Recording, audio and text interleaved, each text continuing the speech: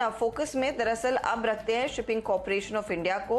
नतीजे आ चुके हैं जहां पर हमने देखा है रेवेन्यू अगर आप ईयर ऑन ईयर कंपेयर करेंगे तो 10% की गिरावट दिखा रहा है। एबिटा लेवल पर भी थोड़ा सा प्रेशर बनता हुआ दिखाई दिया, लेकिन ये क्वार्टर कैसा रहा है इसी पर आगे और डिटेल लेंगे और कंपनी का मैनेजमेंट भी हमारे साथ जुड़ रहा है। स्टॉक भी आपकी स्क्रीन पर लेकर आएंगे। देखिए आज क्या चाल है। दरअसल इस पर्टिकुलर काउंटर का फ्लैटिश ट्रेड करता हुआ दिखाई दिया है। कंपनी की सीएमडी श्रीमती एच.के. जोशी हमारे साथ जुड़ गई हैं। शुक्रिया हमारे लिए समय निकालने के लिए। और मैं आपसे यही समझना चाहूंगी कि इस तिमाही में जो हमने देखा है प्रॉफिटेबिलिटी, एबिटा, रेवेन्यू में थोड़ा सा दबाव देखने को मिला। मैम इसकी खास वजह क्या थी? क्या ये कोविड का इम्पैक्ट है कि कुछ ऑर्डर्स पर आप लोग काम नहीं कर पाए? बिल्कुल नहीं। मैं आपको ये आश्वासन दिलाना चाहूंगी कि शिपिंग कॉर्पोरेशन के ऊपर कोविड का कतई कोई इम्पैक्ट नहीं हुआ। ये एक ऐसी कंपनी रही है जो तमाम पैंडेमिक के रहते हुए हम लोग एक दिन के लिए भी बंद नहीं हुए और हमारा कोई जहाज नहीं रुका, हमारी कोई कार्गो सर्विस में कोई भी इम्पैक्ट नहीं आया। जो आप गिरौतरी और मार्जिन पे थोड़े दबाव की बात कर रहे हैं, वो आप corresponding quarter of the previous year से कंपेयर कर रहे हैं। इसके लिए आपको एक जो unusual spike corresponding quarter of previous year में देखने को मिली थी, बिकॉज जो कि कंटांगो इफेक्ट था इन द टैंकर सेगमेंट।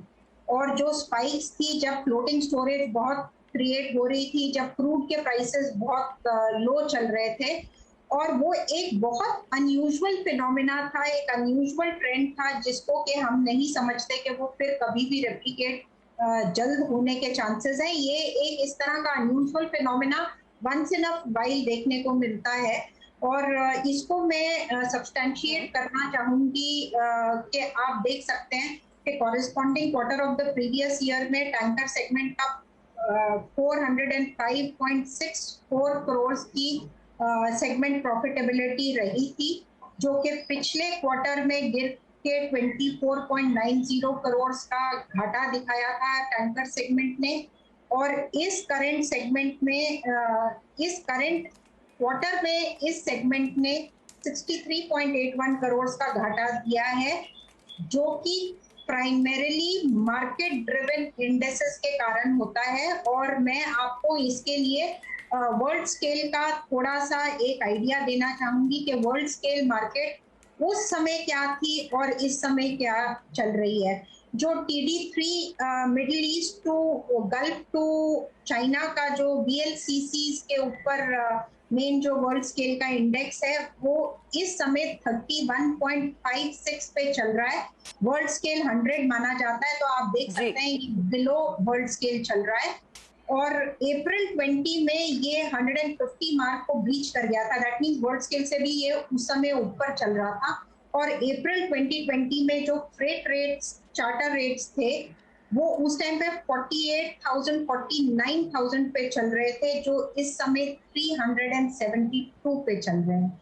तो ये मैं आपको वर्ल्ड स्केल और चार्टर इक्विवेलेंट्स का आइडिया दे रही हूँ।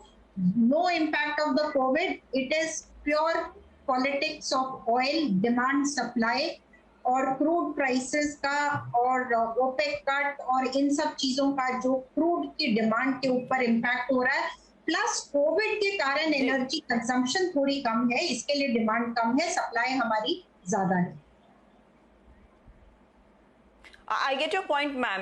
एक और इम्पोर्टेंट डेवलपमेंट जो आप लोगों ने डिसाइड किया इस क्वार्टर में कि आप अपने नॉन कोर एसेट्स को डिमर्ज करेंगे, क्या अंदाजा दे सकेंगे ये कौन से नॉन कोर एसेट्स हैं, इनकी वैल्यू कितनी है, कब तक ये डिमर्जर होगा? देखिए, डीमर्जर का प्रोसेस तो सब लोग जानते हैं कि कितना टाइम लगता है डीमर्जर के प्रोसेस में, पर द डीमर्जर का प्रोसेस और डिसइन्वेस्टमेंट का प्रोसेस पैरेलली चल रहा है। 3 अगस्त की बोर्ड मीटिंग में हमने डीमर्जर की स्कीम अप्रूव करवा ली है। कुछ हमारी एडमिनिस्ट्रेटिव अप्रूवल्स और प्रोसीजरल अप्रूवल्स के लिए हम इंतजार कर रहे हैं। और जहां तक कि नॉन कोर एसेट्स का सवाल उठता है, तो वो मेन बिजनेस सेगमेंट नहीं है। जैसे कि नाम से ही पता चलता है, हमारा कोर एक्टिविटी इज शिपिंग। तो शिपिंग के एसेट्स को हम कोर एसेट्स मानते हैं और बाकी के जो एसेट्स हमारी बुक्स पे हैं उनको हम नॉन कोर कह रहे हैं। मैं डिटेल्स आपको इस समय इससे ज्यादा नहीं दे पाऊंगी क्योंकि सेबी के एलओडीआर की जो डिस्क्लोजर की रिक्वायरमेंट्स हैं उसके तहत हम लोगों ने स्टॉक एक्सचेंज को जो डिस्क्लोजर किए हैं उससे ज्यादा मैं इस फोरम में नहीं बता पाऊंगी। आई वॉज होपिंग मैम आप अंदाजा देती इसमें लैंड है, कुछ और दूसरे एसेट्स है जिसका इस्तेमाल नहीं है, लेकिन आप कह रही हैं सेबी का नियम है तो शायद अगली बारी इसका खुलासा होगा जरूर।